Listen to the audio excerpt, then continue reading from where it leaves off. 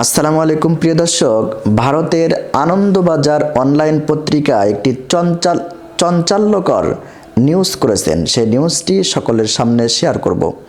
সেই নিউজটি সবার সাথে শেয়ার করছি।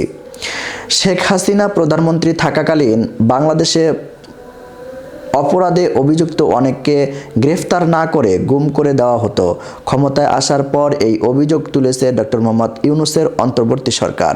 এবার তাদের তদন্ত কমিশন সেই সমস্ত গুমের ঘটনায় প্রতিবেশী ভারতের যোগ রয়েছে বলে অভিযোগ তুলল। বাংলাদেশের সরকারি সংবাদ সংস্থা বিএসএস এই খবর প্রকাশ করেছে।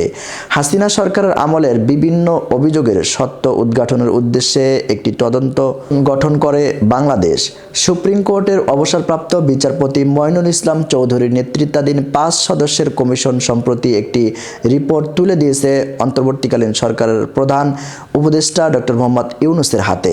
হাসিনার আমলে গুমের ঘটনাগুলিতে ভারতের যোগের কথাই শুধু নয়, ওই রিপোর্টে দাবি করা হয়েছে এখনও কিছু বাংলাদেশি বন্দী ভারতের জেলে আটকে থাকতে পারে। ভারতের সঙ্গে হাসিনার ঘনিষ্ঠতা প্রথম থেকেই ভালো চোখে দেখছে না ডক্টর মোহাম্মদ ইউনূস, এমনটি বলছে পত্রিকায়।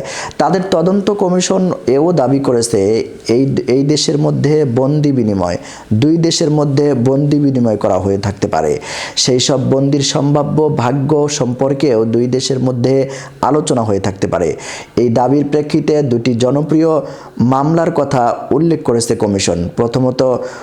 প্রথমত